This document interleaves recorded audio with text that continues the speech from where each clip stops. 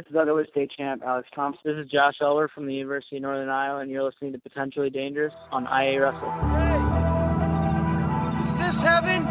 No, it's Iowa. From high school to international wrestling, on the mat and beyond, this is the Potentially Dangerous podcast with the guys from IA Russell. If you're a fighter, you like a fight. If you're an American, you like a fight. If you're an Iowa Hawkeye, you know you're going to get a fight. Subscribe to our podcast on iTunes and all your podcast-friendly apps. And follow us on social media platforms at IA Russell. Time to strap it up and get to the show. When the whistle go.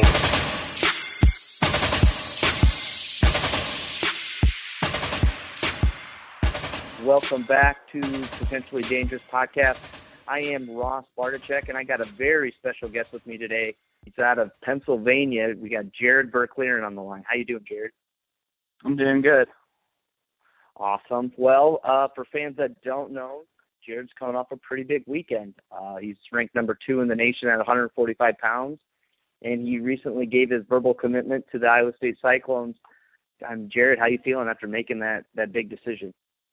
I'm feeling great. I'm super excited and can't wait to get out there. So you were on a visit this weekend, right, with a couple other recruits were all out there. So, I mean, what was just kind of the experience of that weekend like? I mean, it was awesome. My host was awesome, Cannon Store.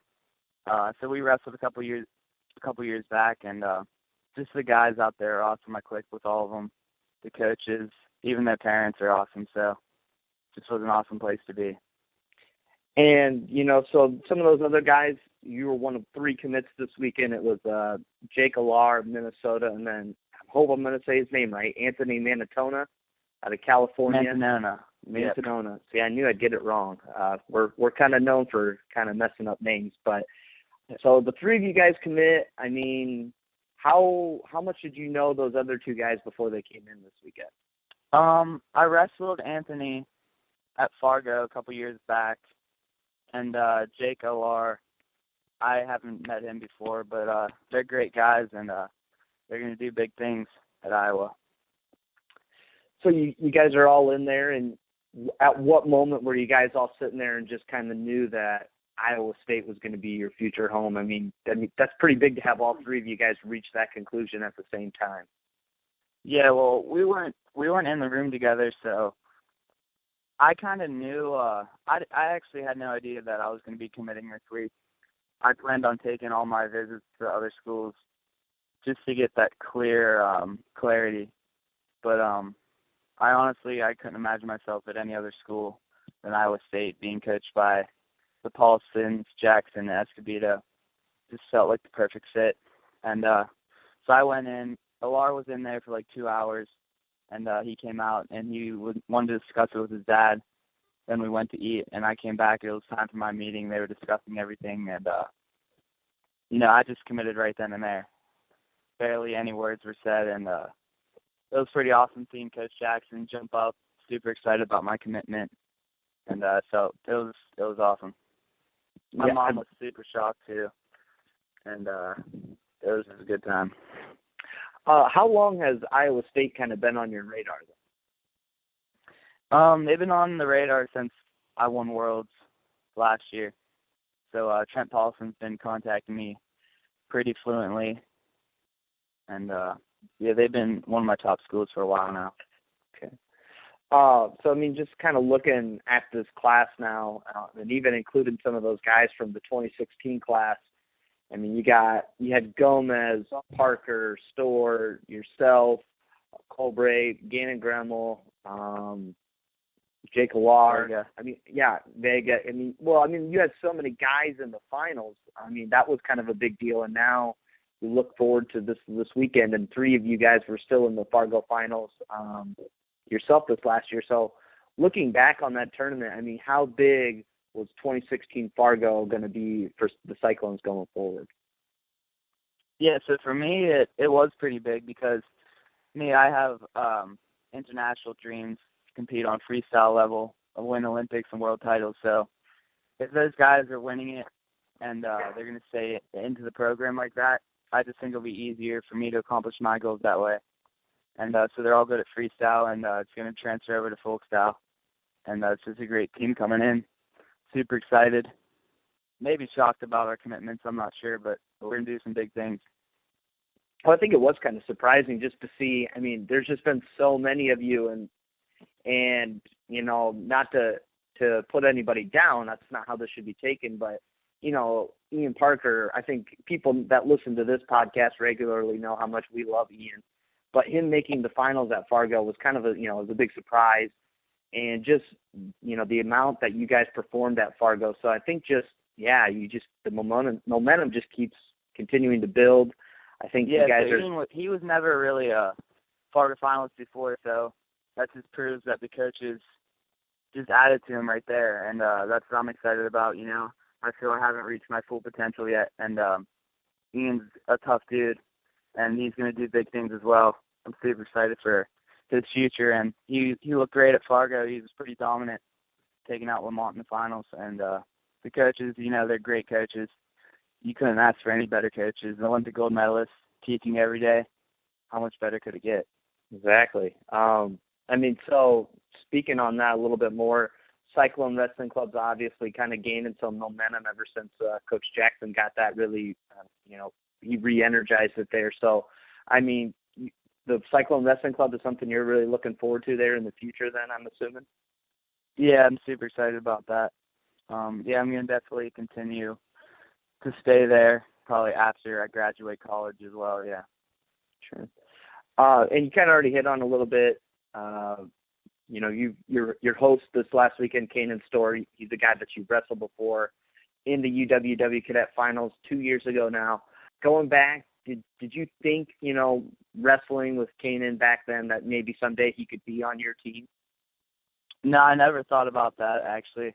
It's funny, we were joking around about it. I actually got choked out in the finals, my first match wrestling him.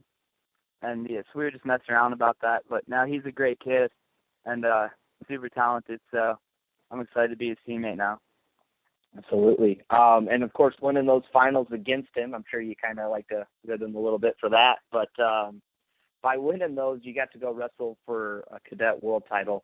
And just kind of before we get into your accomplishment there, what was it like to travel overseas and to wrestle? You're used to wrestling Americans your whole life. So what's it like getting a foreign opponent there in a different land, and what was that whole experience like for you? Well, it just gives me a lot more experience wrestling. Wrestling overseas is completely different than wrestling guys from the U.S.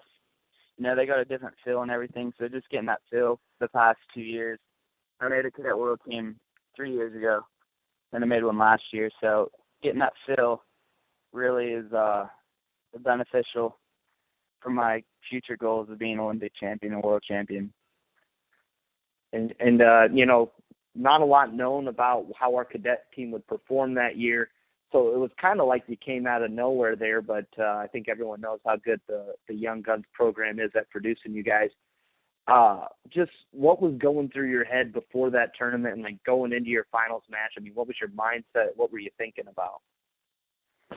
My mindset was to wrestle to the best of my ability. And a lot of people were surprised that I won. They didn't hear my name before, but my family and me knew that I could win the tournament, and that's what I did.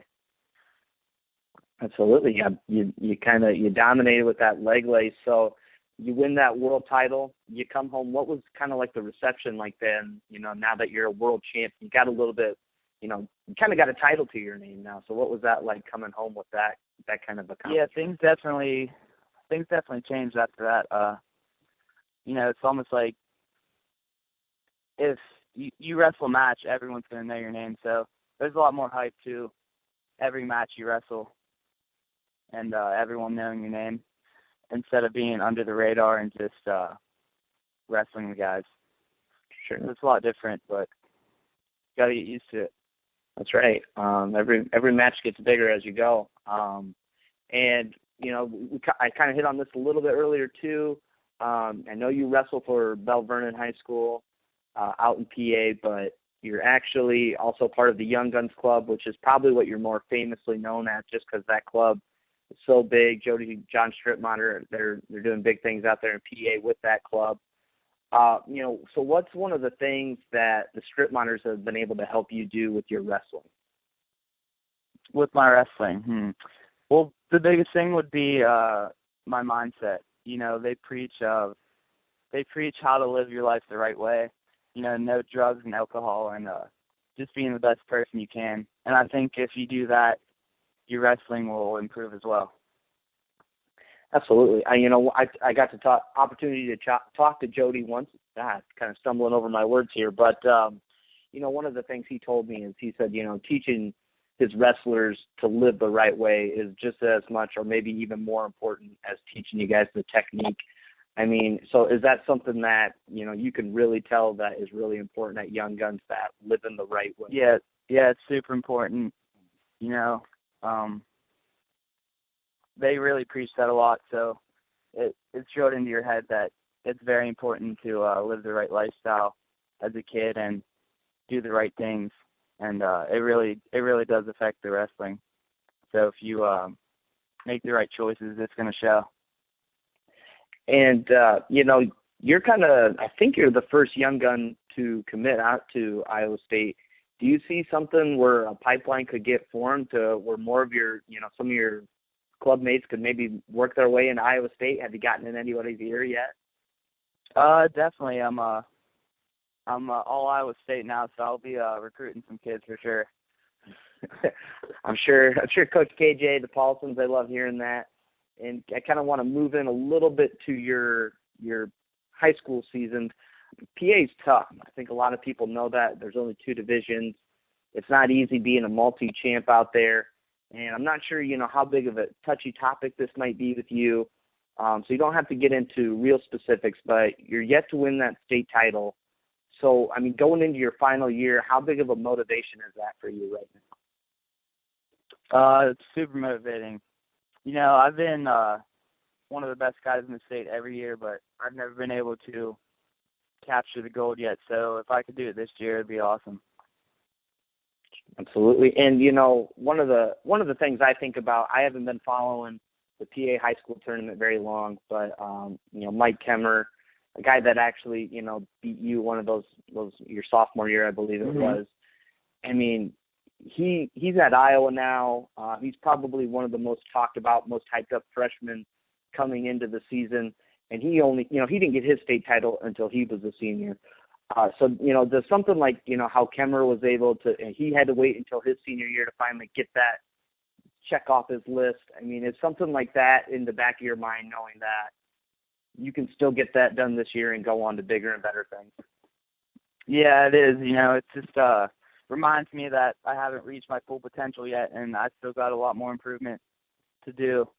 And Kemmer, he was second for 3 years in a row, and he finally got it his senior year. He's a stud, so might be wrestling him in the next few years, so we'll see. That's right. So looking forward, now that you got a couple months before the high school season actually picks up, do you know what kind of events preseason-wise you'll be at heading into the season? I think I might be going to Super 32. I'm actually going to an event October 29th. I think it's called Agony and Ames. Oh, yep. Yes, I'll be there, and I'll be wrestling Austin O'Connor, so I'm excited for that match. He just committed to UNC, so you always want to represent your school. Get a first win for Iowa State. Yeah, absolutely. That's a big match. And a little bit more, just kind of want to go back to the Young Guns thing because it's pretty relevant news right now. Spencer Lee just coming off his 3rd world title. He's part of the Young Guns, so he's not actually your high school teammate, but what was it like being able to, I'm sure you kind of watched Spencer this weekend, so what was that kind of like for you to see that? Spencer's, he's amazing. It's pretty awesome being a partner of his and, wrestling with him at the same club because, he's going to be one of the best. And it's been, kind of rubbing off on me a little bit. That's how I take it. I get to watch what he does and, try to follow what to do and, try to take some of his goodness, That's right. Hopefully he rubs off on you a little bit. I get you. Yep.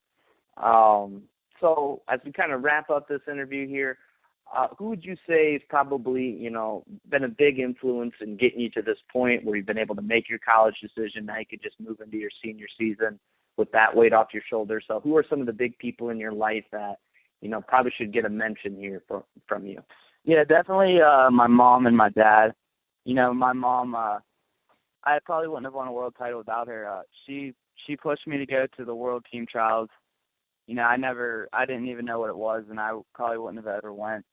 And I probably wouldn't be known as big as I am if she wouldn't have pushed me to go to that. So got to give a huge shout out to my mom and my dad for always pushing me and teaching me the right things and pushing me hard in the weight room. So I'll give them a shout out. Perfect. And then just kind of last thing, Iowa State fans out there, they're just getting to know you. What's something that you want them to know about you, that they should know about Jarod Verkleeren and what you're going to do here in the future, whatever?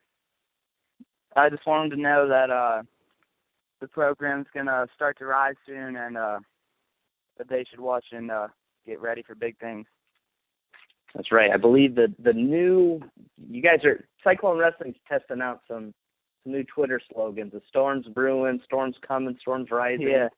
I'm not sure what you guys are going to settle on there, but definitely looking for big things out of that Iowa State program and, of course, out of you. We do want to wish you the best of luck, and thank you for joining the podcast today. We also want to throw a shout-out to... Thanks for having me. Yeah, and we also want to thank our sponsor, My House Sportswear. They do some pretty sweet things, getting some gear. Maybe, if your coach is looking for some new gear for high school, Jarod, you just tell them, look up My House if you guys have some questions. They've been taking care of us, just kind of throwing that out there. All right, sounds good. But thanks again, and like I said, best of luck. Thank you. Know when the whistle go.